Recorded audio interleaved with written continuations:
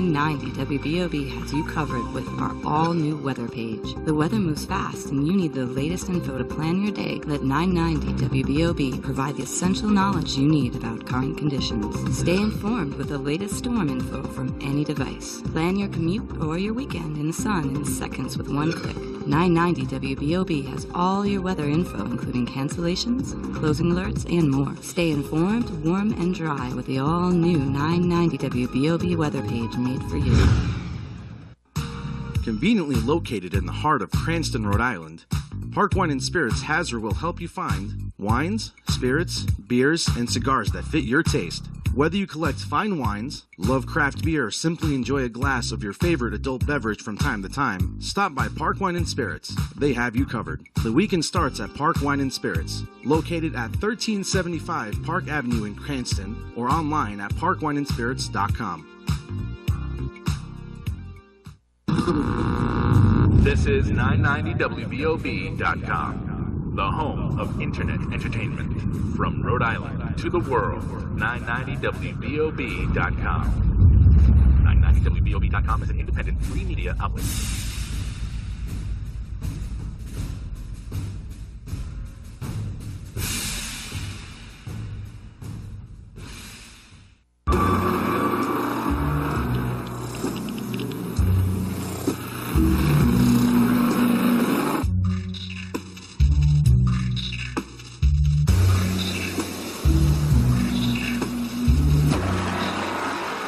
7 o'clock on October 29th, and for me, that is close enough to say Happy Halloween, everyone, and welcome back to another chilling episode of Rhode Island Red Radio here on 990WBOB.com, where it is facts, not feelings that matter. I am your host, Alan Gibberti, and keeping in the Halloween tradition, I do want to talk to you about an American Horror Story. Yes, I am, of course, talking about the TV show, but also the real American Horror Story, the one that is being exposed, the one that has been unfolding before our very eyes.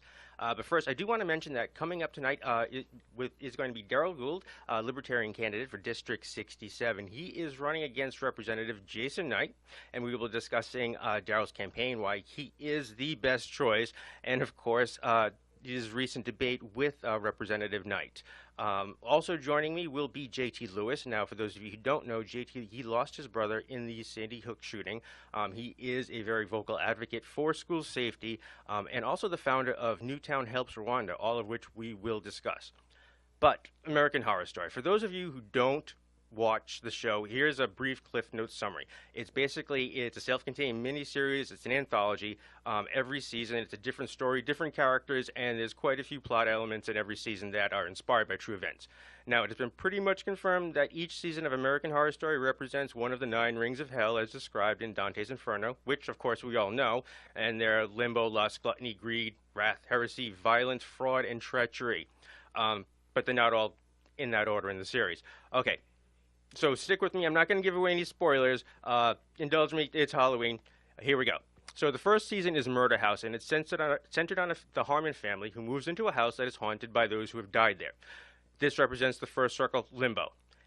And what has become our legislative process, where good bills simply exist before dying, unlike the bad ones. The feel-good ones, the ones that garners the votes, it's where progress meets resistance and no one wins. We have had Democrat control for how many decades here? And who do they blame? President Trump.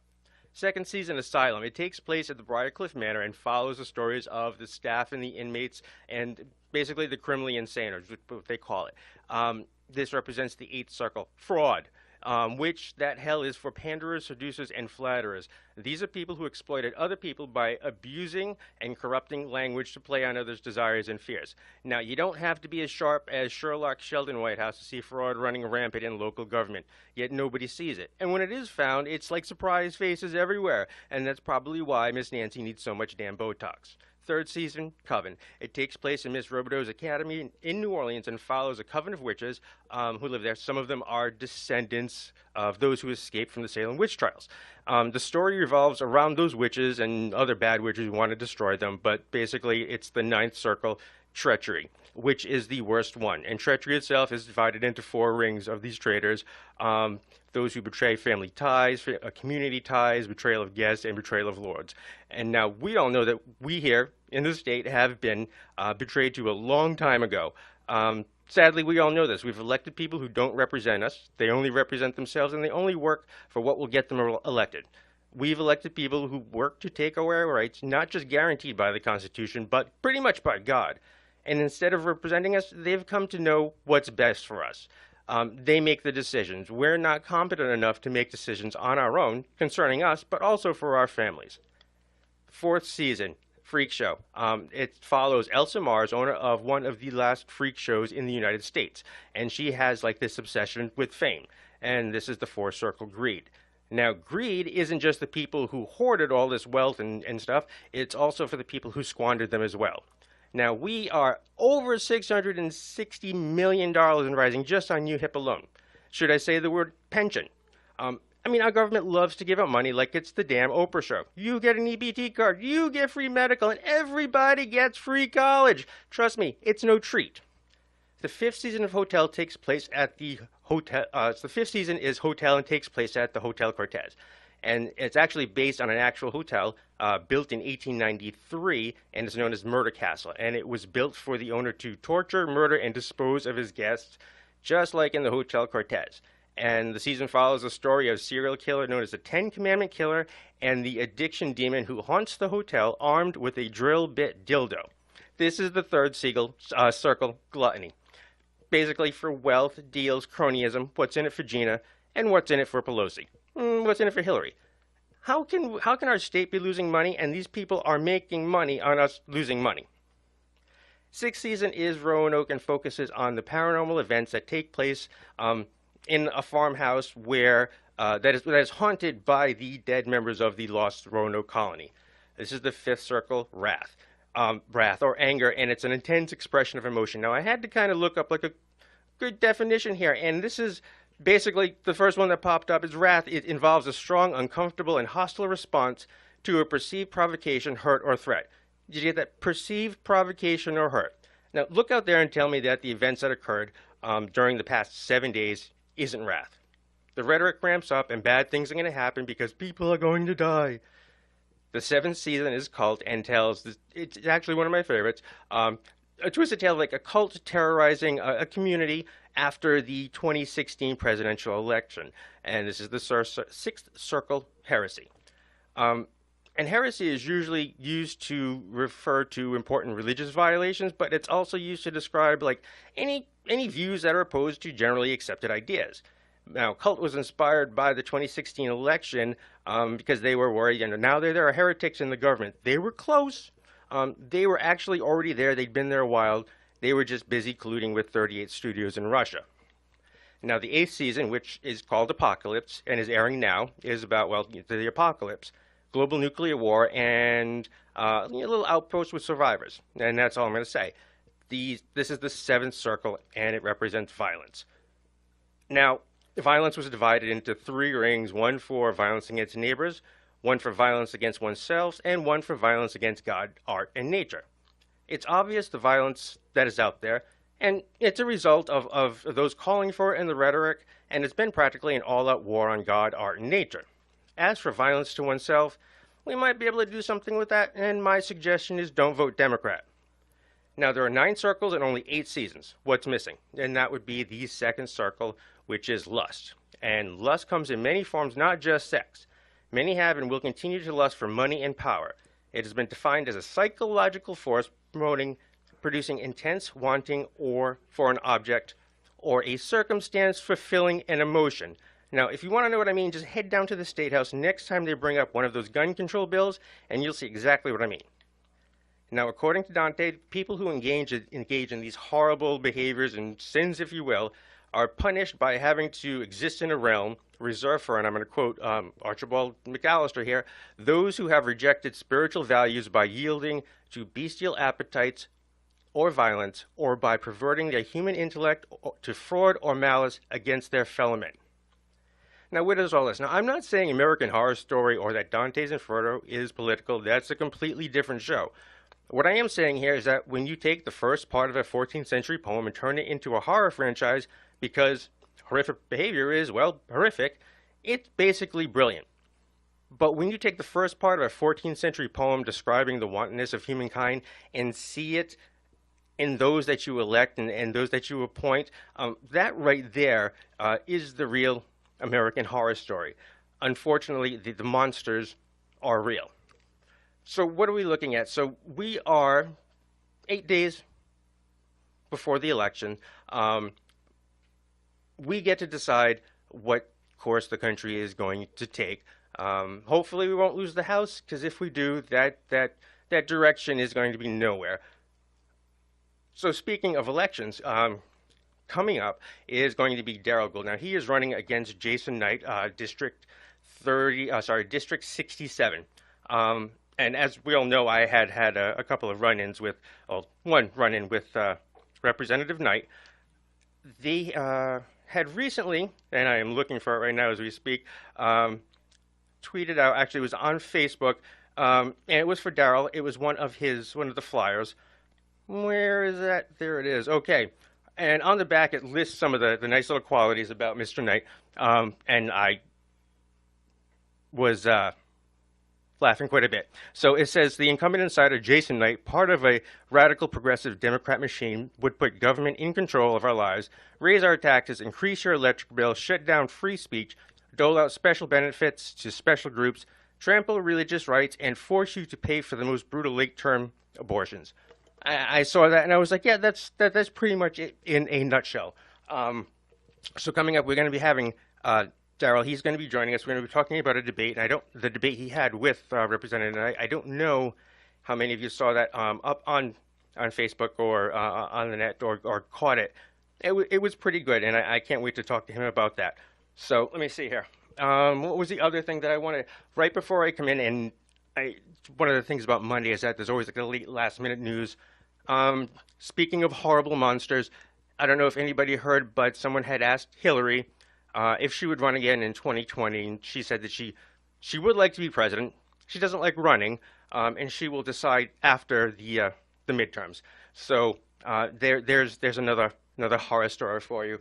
But then again, for the Republicans, I think that might be actually good. So once Hillary steps in, I think a lot of the other Democrats, or who possibly could get somewhere, they will have to stand in her shadow while she completely destroys everything.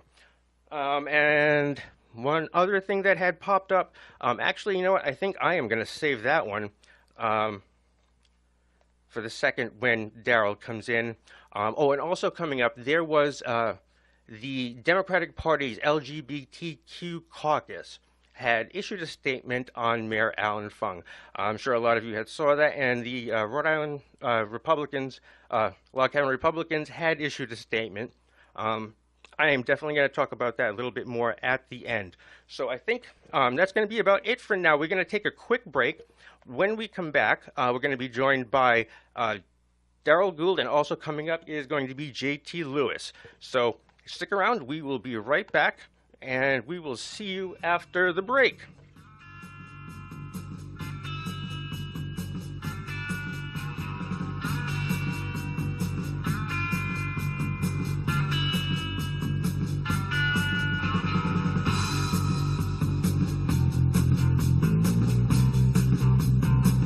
New England's premier electrical contractor is Econ Electrical Contractors, focused on providing high-quality service and customer satisfaction. We will do everything we can to meet your expectations. Licensed and insured in all of New England, Econ Electrical Contractors offers competitive quotes for residential and commercial work. Call Econ Electrical Contractors, 401-297-1844. For service upgrades, call 401-297-1844. For pools, spas, PV modules, and more, call 401-297-1844. Or check out EconElectrical.net, leading the trade in quality workmanship. Econ Electrical Contractors. No job is too big or too small. Call today for a free estimate, 401-297-1844. Improve or upgrade the electrical work in your home or business safely, affordably, and as always, your satisfaction is guaranteed. Econ Electrical Contractors, 401-297-1844. I'm voting in the midterm elections because my constitutional right, because my ancestors died. To make it better for my children. The women before me fought. So we can remain free. Helping your community out. Midterm election. I know every vote makes a difference. My opinion matters. I vote. I vote. I vote in the midterm elections. Register now on IamAvoter.com. And don't forget to vote Tuesday, November 6th. Brought to you by I Am a Voter and the Ad Council. Smack dab in the heart of Cranston, Rhode Island, Buttonwoods Brewery is making well-hopped IPAs, simple yet sophisticated saisons, and unique and interesting barrel-aged beers. Head on down to 530 Wellington Ave in Cranston, Rhode Island, and have a fresh beer to see our good friend Ollie and I guess Morgan the brewer. That's Buttonwoods Brewery for the best and unique and local craft beer at 530 Wellington Ave, Cranston, Rhode Island, or online at buttonwoodsbrewery.com, the official brewery of 990 WBOB. Listen in to The Rotunda on Monday nights. I'm kind of new to it. Hear your host, Scott Rotundo, ask the hard-hitting questions. How you doing tonight? Engage in spirited debates. Now, what's your favorite kind of wings? I'm more of like a Buffalo fan. Tackling the important issues of the day. I was reading in the Projo about you that it says you're a wing-eating champion. That's The Rotunda, every Monday on 990WBOB.com. We're going to have to put that on the list, man.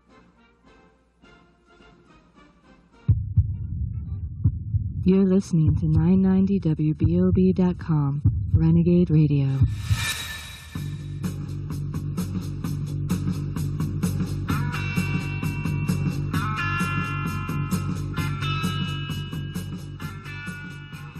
Hey everyone, welcome back to Rhode Island Red Radio on 990WBOB.com. I am your host, Allan Gibberti. Make sure you stick around because still to come we have JT Lewis, but right now I have on the line Daryl Gould. Hello, Daryl. No, Daryl. We're Daryl's. 1 second.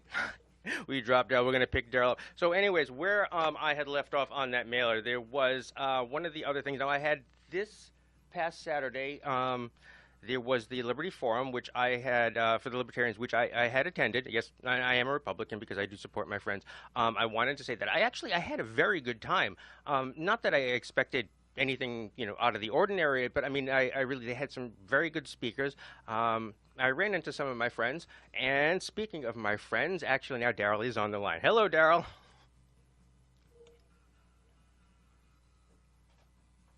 And yeah, he's there. So anyways, until we find Daryl, so they had some really good speakers, and I ran into some friends, which I didn't actually expect to find there. They were in the crowd. I was sitting in the crowd, and I was in the back, and I was texting them. They were responding to me. But yeah, I picked up a really good book, and actually one of the speakers, which I want to ask Daryl, the keynote speaker, I would love to get him on the show. Again, I know he's a libertarian, but I would love to get him on, give him your views, and I think it would pretty much be a good time. Daryl, do we have you? I'm just going to go through the story going, Daryl. It's like the video with Allan, which drove me crazy. Okay, so anyway, so the Liberty Forum. Pat Ford, who was the chairman, also on Coalition Radio, he was the one who put it on. It was a great time. So I know that they're planning on another one next year. It's something, I think they had something like that. So anyways, I want to go ahead to give a plug for that when Daryl comes on, because I was looking forward to it, but I'm definitely looking forward to next one. No, I'm not changing the party. People had asked me. I am very loyal to the Republican Party. We have had some issues, but I want to kind of stay on the inside and work that out. Now, the other thing that I had wanted to mention, which I was going to save for a little bit later, but while we're getting to Daryl, I did wanted to bring up, let me see. Sorry, that other thing, Sarah Palin has been tweeting an awful lot lately, so I'm kind of anxious to see actually what she has that's going to be going on. She was the one that had originally put on that Hillary had spilled the beans for the 2020. Now it's my turn to go. Daryl, are you there? I'm here, Alan. How are you tonight? Oh, I am good. I'm actually running through a bunch of tweets that I had put aside saying, I'll never get to those, but then we had technical difficulty, and now we have you. Welcome. Thank you. Thanks for having me. Oh, no problem. So, I was talking about the event this weekend, which I had a great time. Yep. Excellent. I mean, I wasn't expecting anything out of the ordinary, but I'm actually really kind of looking forward to the next one. Now, what I wanted to ask you, so you are running for District 67 for the state seat, which is now currently being held by Jason Knight. Correct. And now you guys had a debate, which I hadn't seen on Saturday, but I did catch it. Yeah, you did pretty good. Thank you. Now, what I wanted to say, so when your campaign, what is it? locally, as far as, when in your area, what are the things that the people in your district that you're going to do for them? So, I mean, basically, I think the biggest difference between Jason and myself is that Jason he's a textbook politician. He panders. Campaign Jason is completely different than State House Jason. A lot of the things that he seems to run on, other than gun control, it's the only thing he's fairly consistent on.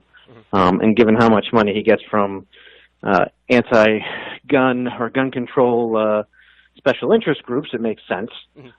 But he's an individual who, when he's running, he claims to, stand up. He's the outside voice, and he's going to stand up against the speaker, and he's against, taxpayer. Well, there's taxpayer subsidies for certain things. He's just very inconsistent in his campaign message versus what he actually does when he's up there. And I think, again, the biggest difference is I'm more of an advocate than a politician. Alan, you've kind of seen my style. I'm very direct. I'm always going to be honest with people. I don't like fake people. I don't like being fake to people. I don't have it in me. But it's one of those things where a lot of my political background comes from fighting for people, whether it started out with schools with my own children, then that kind of morphs into helping other families when they're trying to find their way through, dealing with our public school systems and the issues they deal with there, whether it's bullying or academics or IEPs.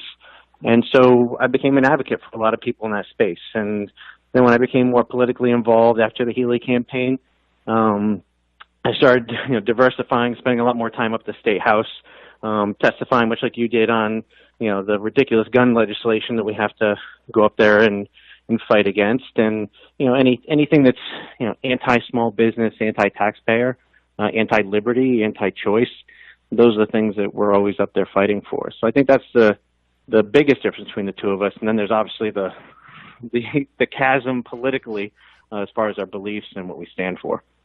Now, I wanted to bring up, now you had mentioned schools and bullying, and I know that you had some issues over there. Correct. What happened, or what wasn't happening? So, well, it's basically where our district, it's been going on for quite some time.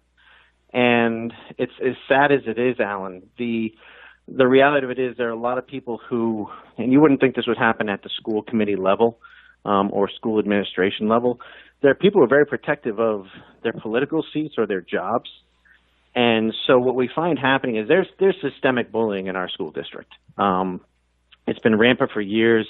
I've tried to help families who we've had unreported sexual assaults. We've had, again, just repeated bullying. And the challenge that we have is a lot of these things are going unreported.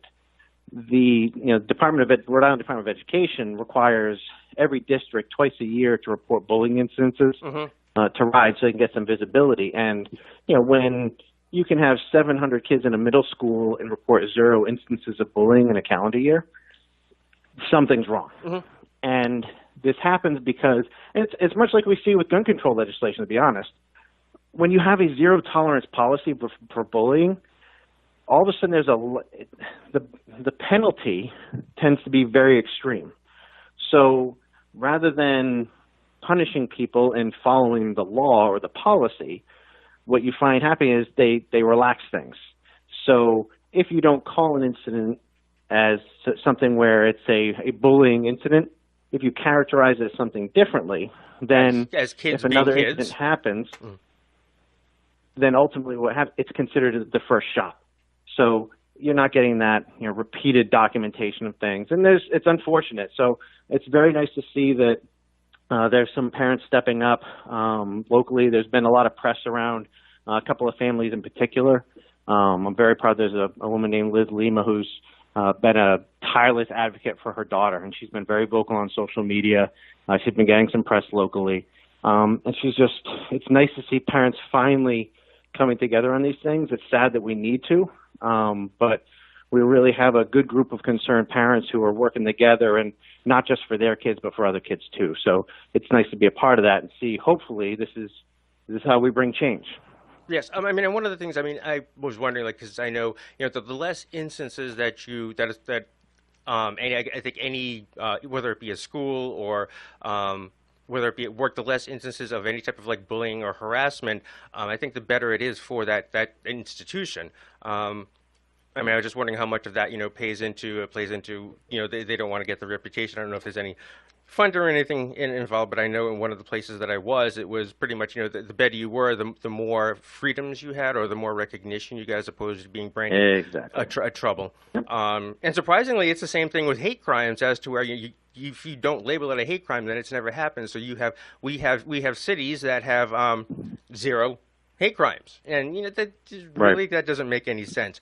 The other thing I wanted to ask, and I have to bring up the whole gun control thing, and especially during your debate that you had with him, and he was pretty much, he was proud of what he'd done, and he's proud of what he's going to attempt to do, which is pretty much he pushed almost for like the 2018 assault weapon ban. Right. And I'm getting the feeling that again he's gearing up for that. Yeah, it's interesting because politically, I'd actually reached out to the Coalition Against Gun Violence in Rhode Island, because they actually joined with a women's group to start a PAC exclusively to go after Mattiello. Mm-hmm. And they put $5,000 worth of funds together, and that's the sole purpose of this new PAC. And given that the Coalition Against Gun Violence endorsed Knight, which that's an endorsement I don't want. How do you get behind a guy and support a guy that is most in line with Speaker Mattiello 98.6% of the time? Right. So where's the principle? And it's just, and their response was what you'd expect. We know he's going to be an advocate for gun control, so we don't really care how he aligns with the speaker, even though they're actively campaigning against him. So, but he's Jason, I think, and you've seen it yourself, Alan, when when there were 3,000 of us up there on a couple different occasions, providing testimony on this stuff. There's even like a base level of knowledge that does not exist in the people who are writing. They're not subject matter experts.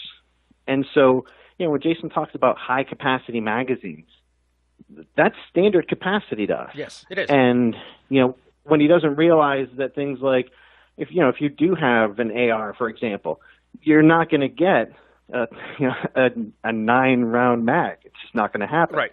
So by making that illegal, you basically render that obsolete. And I believe you're in the room when his answer to that was, we'll just take that gun to Massachusetts and sell it across state lines. Thank you. Let's commit a federal felony. So, sir, did you just tell me to commit a felony? Yes. Yeah. That's what we're dealing with. It's amazing because even when I spoke with him, and he had that pause, and he was like, there's an issue here. Apparently, it wasn't that big of an issue because we're going full steam ahead. Yeah. And it's not based upon reason. I mean, my stance on 2A is well documented, and there couldn't be a bigger chasm on that issue between Jason and myself. He's certainly the tip of the spear as far as gun control in the House. And I am, being a libertarian, for me, the line is not at possession.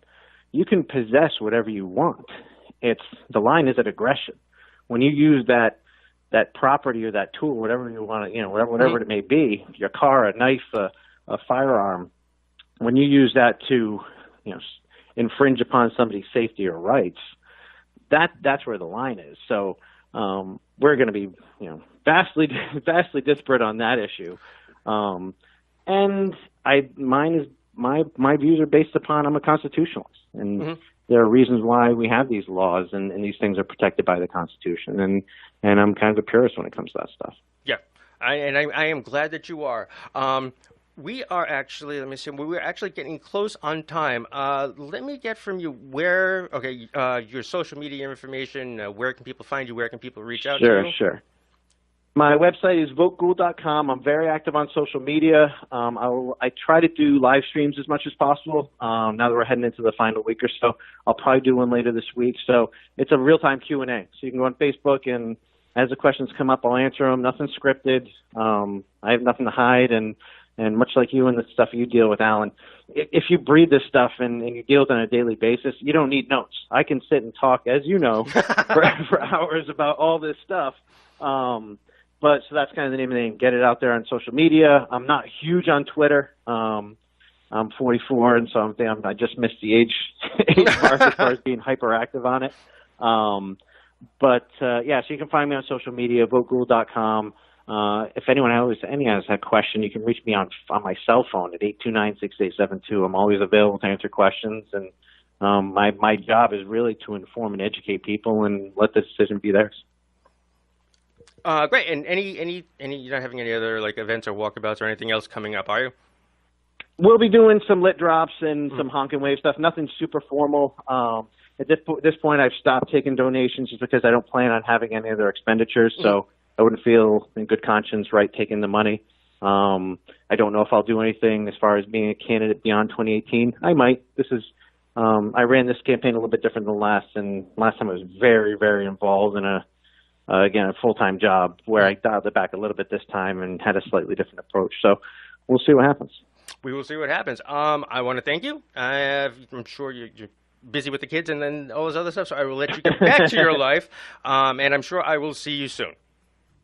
Thank you for the time, Alan. Love the show. I love the fact that we have someone with your voice and your perspective doing the whole local media talk stuff. So best of luck with the show. Thank you. Listen, and I look forward to hearing it in the future. Thank you, and good luck. We'll talk soon.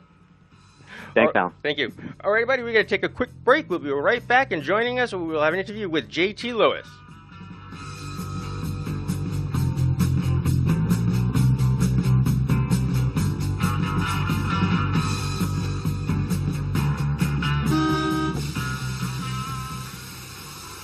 Sarah over here from 990WBOB.com's a franchise. Here to let you in on a little secret. You see, for years now, whenever I'm shopping for a new ride, I always visit my boys over at King Philip Motors.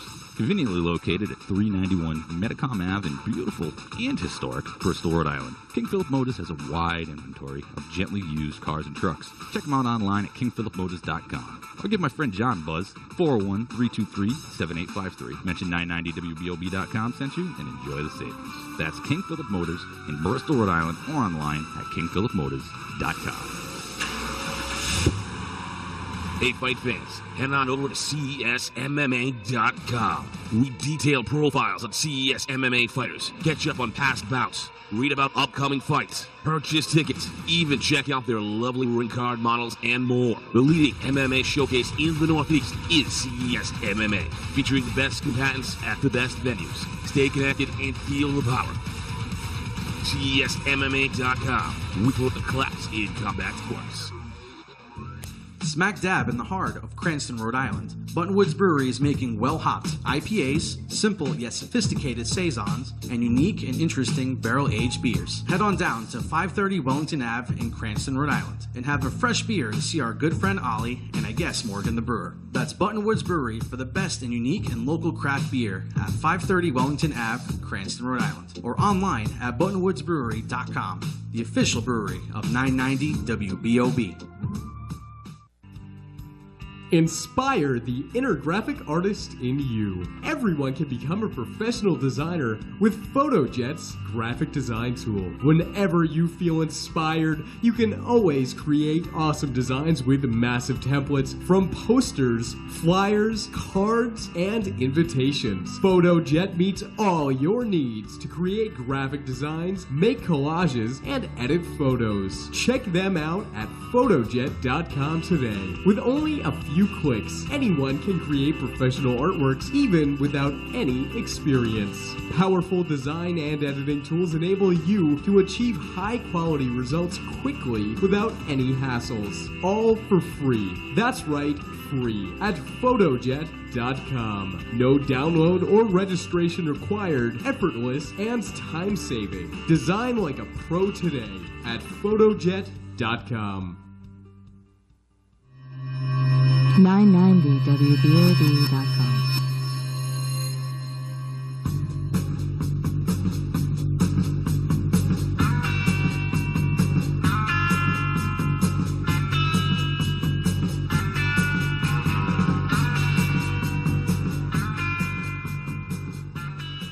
Hey everyone, welcome back. You are listening to Rhode Island Red Radio here on 990WBOB.com. I am Allan Fung. I do want to thank Daryl Gould, who was just with us. Again, he is running for state rep in District 67 against Representative Jason Knight.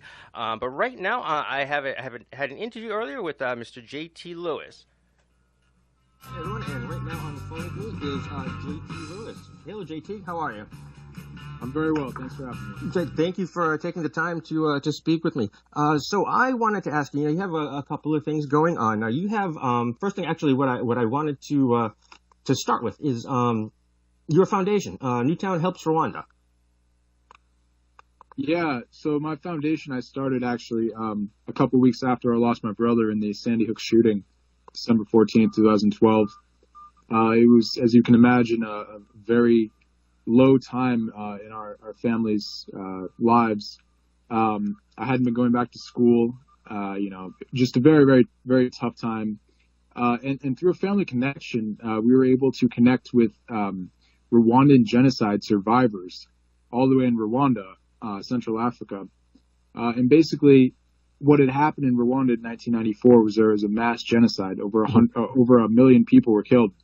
And these were survivors who had lost their entire families just in horrific ways. And so I was able to connect with them over that because, I hadn't talked to anyone who had lost a family member in such a gruesome way until I had talked to them. And they basically gave me hope, said that, you'll keep moving on to find meaning out of this. You'll continue with life. And that was so inspiring to me. It helped me so much that I wanted to do something for them. I wanted to give back. And I saw a common theme in their stories was they never got to finish their educations. So I said, what can I do? I started to sell these bracelets with some friends. And after a month, we were able to raise enough money to send one of the young women I originally spoke to university for a year. And now, several years later, we've finished her 4 years of education. Wow. We've great. Sent another young man, Matthew, to college for 4 years. We've built fish ponds and poultry farms in Uganda for former child soldiers.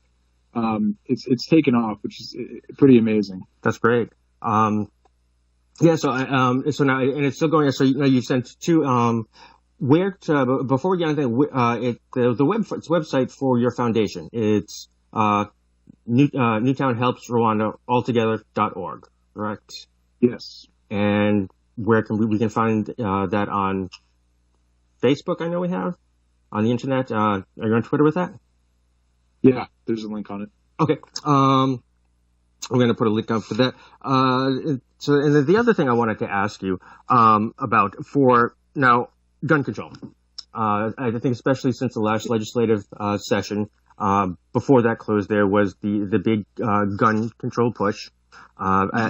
Pretty much just kind of like blindly going forward and just blanketing it, saying we're going to, and there still is the push, and they're talking about it after the midterms to ban pretty much a good majority of the semi-automatics. What's your take on that?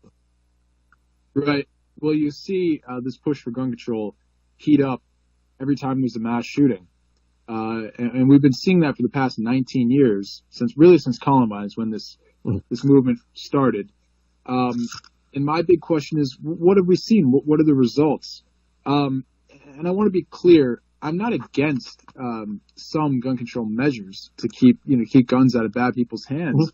It's just really tricky to get the right laws that don't infringe on our rights and that are going to be effective.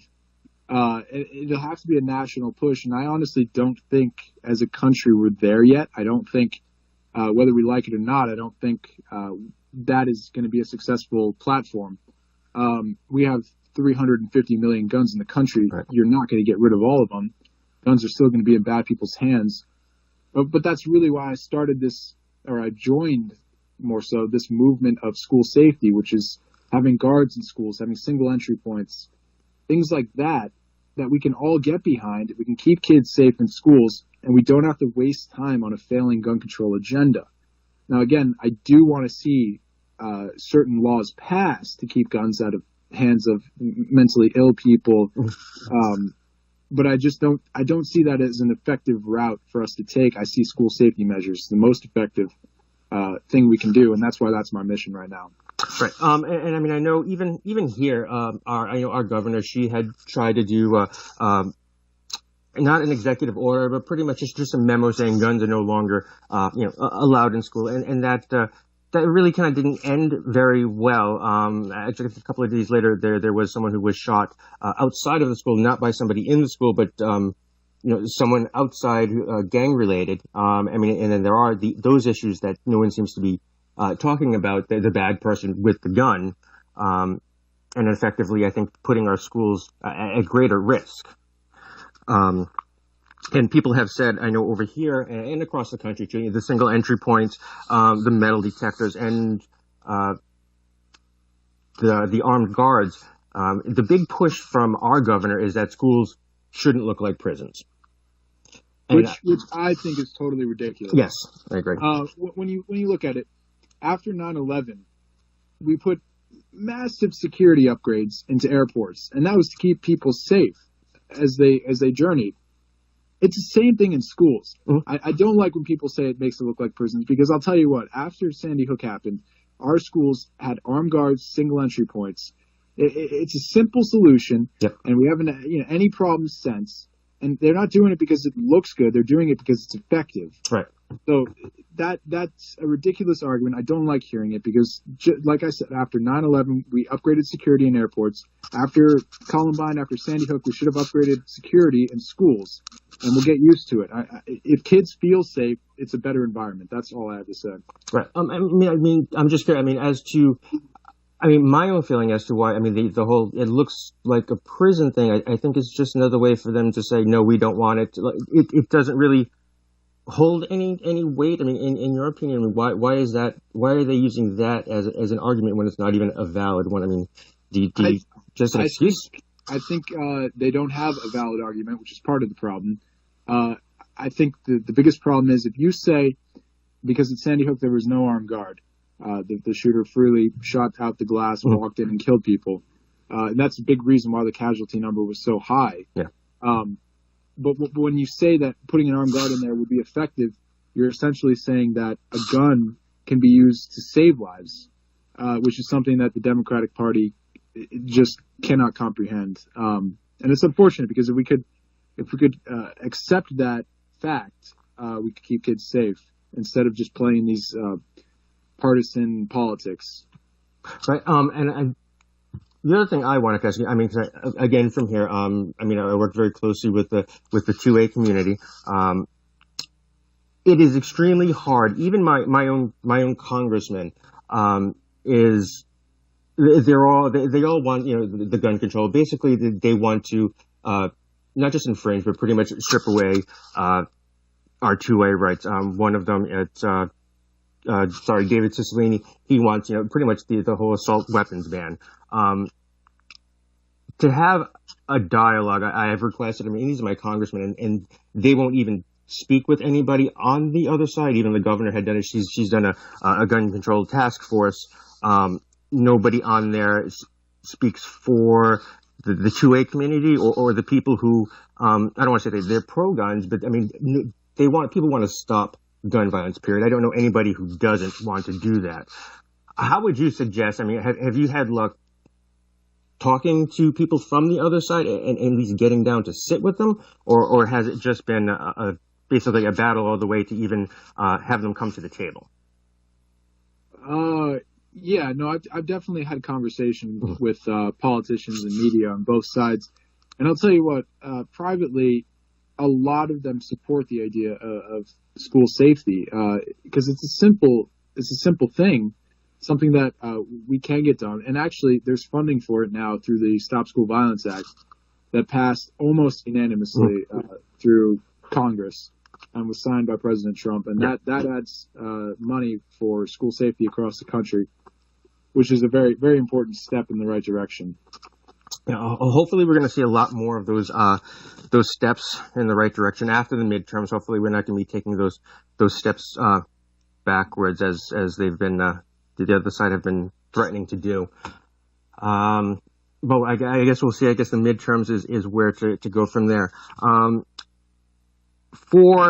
if anybody wants to find out, now you are on Twitter, Facebook. How can people find out? Like, what do you have going on that people can check out, find out more either about the school safety? We've got the Newtown Helps Rwanda. We're going to go over that again before you take off. But for school safety, where can we send people? Yeah, so if you're looking, and this all happens at a local level, so that's a very important thing to understand. If you're looking for somewhere to go to find out how to make your school safe, something to take to your school boards and tell them you want this implemented, I'd recommend you go to AmericansForClass.com. That was started by Andrew Pollock and his son Hunter in Parkland, Florida. They're doing amazing stuff. They passed bills in Florida. And so I'd encourage everyone to go there because it has an 8-step plan that they wrote out, and it's exactly what we need to do in schools. So I encourage everyone to go there. Okay. We'll do that. And then again, your foundation, it's newtownhelpsrwanda.org. They can go ahead and check that out, and they can make donations from there as well. That'd be great, yeah. And again, that's about it. I want to thank you for taking time to sit here and speak with us about that. And you're welcome to come on the show at any time and promote your foundation or anything else that you feel you want to. Thank you very much, and thank you for having me. Well, thank you. You have a good day.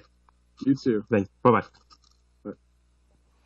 Okay, everyone. We are going to take a quick break. We are going to be right back, and we'll be back with the final segment. We're almost there.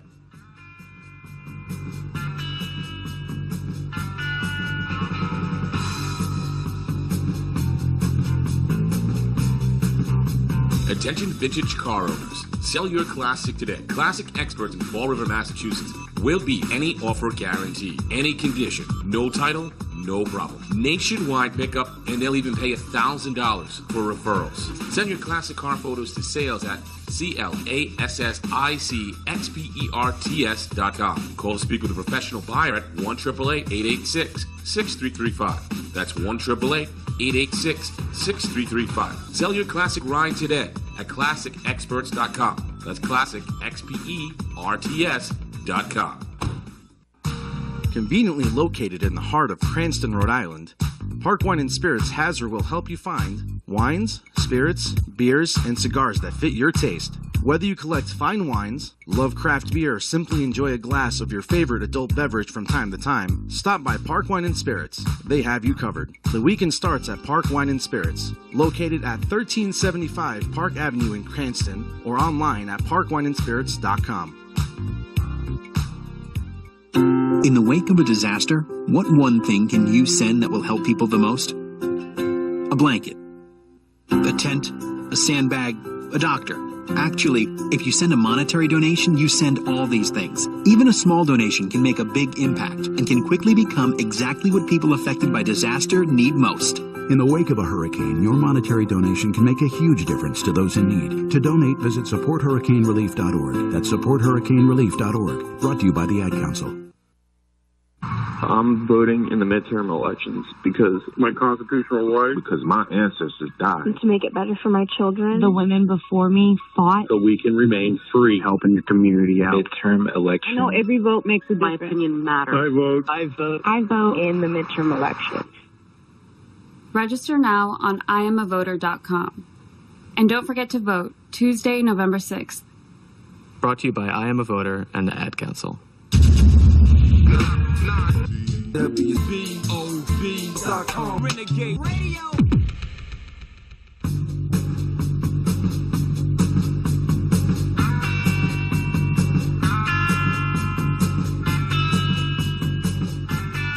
Welcome back, everyone. You are listening to Rhode Island Red Radio here on 990WBOB.com, and I am Allan Fung. I do want to thank Daryl Gould, who was with us earlier, and also JT Lewis for taking the time earlier this week to give me that interview. And again, make sure not only to check out Daryl's stuff, because we've got 8 days before the election, Daryl Gould, and then also JT to check out his foundation at newtownhelpsrwanda.org.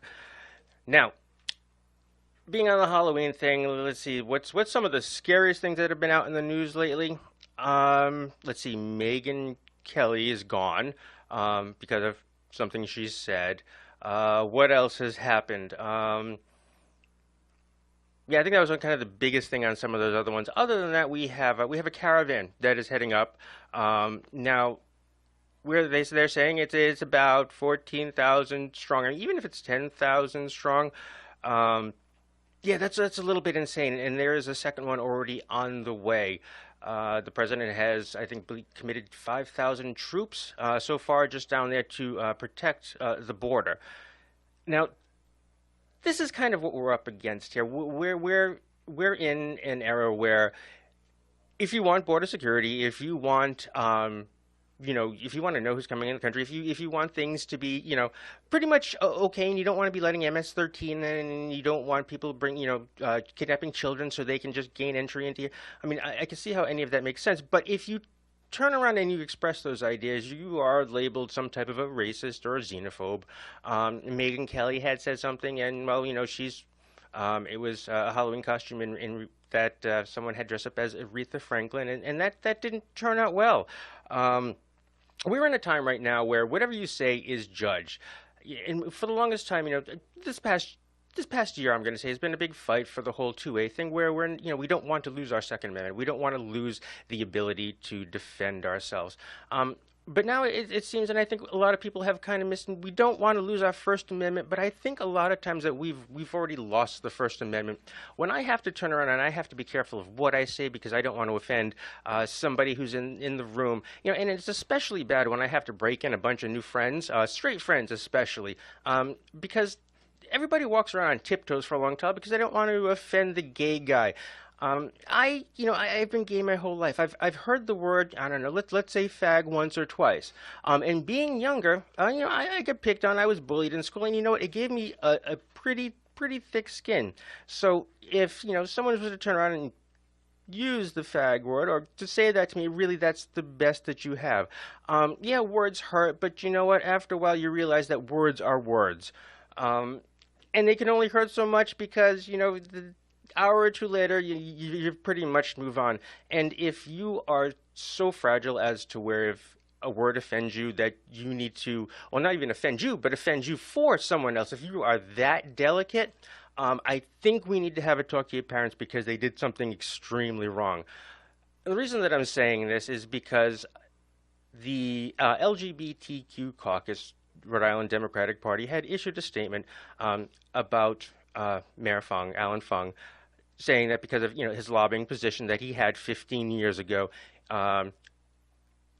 peddles in discrimination, and an administration under him would be pretty much there would be fear and discrimination everywhere, and no one should have to live that way. Now we've seen a lot of this as to where you turn around and you label somebody something that is generally bad with something that just the pieces fit together. And we see a lot of that now. Candace Owen had started a Blexit movement, which is basically the blacks leaving the Democratic Party because you don't have to be, if you're black, you don't have to vote Democrat. And that is now it's a white movement. That's what it has become. So it's more labels. I think what would it Gexit? Yeah, gay exit. Yeah, no, walk away. But that was Brandon. I think what it is, a lot of it is people are afraid to say things. People are afraid to be themselves. Everyone is always on edge because you're always going to be labeled something. You're not in line with groupthink, and you're on the outside. And that's, I think, a lot of this is what we're seeing as this election gets closer, where the name calling, where the labeling happens. And it's horrible, especially from my own community. From a community for the longest time, had allegations and rumors and stuff. I mean, when we were vilified before gay rights, and I don't know how many of you are out there that actually remember before gay rights. But before that, when we were out there, when we were at the State House, just at least trying to get recognized, and people would say and do bad things to us, it really didn't matter. And I mean, it's probably the difference is because I think a lot of the younger LGBTQ generation, I mean, I don't want to be one of those, well, you don't know what it was like in my day, but you know what? You don't, because the ones who stood up for us, they were us. We didn't have anyone to stand up for us. And quite frankly, I don't want anyone speaking for me. I can do that myself, and members of my community we have, and we do it all the time. That's why we are. That's why we can go out and you can wear your little pink hat and you can say, well, you know what, you're a racist. And I can be like, well, you're a moron. Look, the bottom line is any minority group that takes their status and uses it against another individual is quite frankly embarrassing, and it doesn't do anything to further anyone's cause. It doesn't further your cause. It doesn't further your political party's cause. And this is for both sides. This isn't just Democrats, and this isn't just, you know, the LGBTQ. This is everybody. When you use that against somebody to bring them down and label them something you're not, just try and remember that there was a time not too long ago when people said horrible things about you and people generally assumed it. And, you know, why the hell are we doing that to each other? I mean, can we just kind of grow up a little bit and play nice in the sandbox? That's all I kind of wanted to say about that. Nothing about anyone in particular. I'm sure I will get some questions later.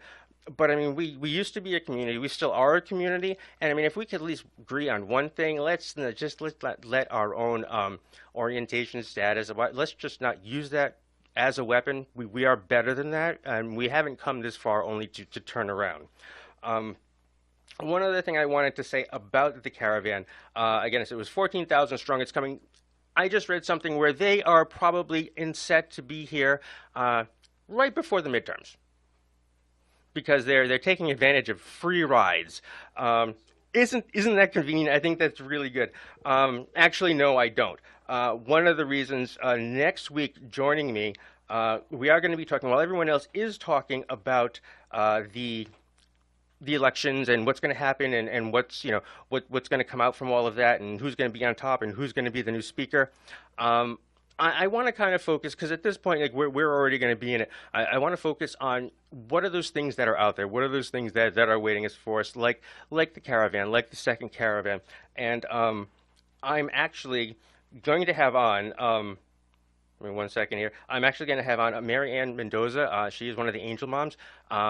And I want to get like her take as to, you know, her story, her son's story, and what she thinks about this caravan and what we should do, not just for them, but for the people here, the legal citizens in this country, and why we should be focusing on them. And basically, me personally, I think we need to take care of our own house before we can take care of everybody else.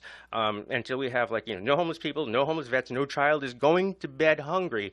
I don't think you can effectively take care of anyone else until you can take care of yourself. And I think that's pretty much prevalent in most of the relationships that we see there nowadays, which is why we don't see many of those relationships last for very long. And what was the other thing? I think that was the last thing I wanted to say. So that's pretty much it for here, guys. But I did want to say, stick around, because coming up next is the Rotunda with Scott Rotundo. I might be sticking around. Again, I want to thank Daryl Gould, JT Lewis, and we'll see you guys here from Rhode Island Red next week, right before the elections. Have a good night, everyone.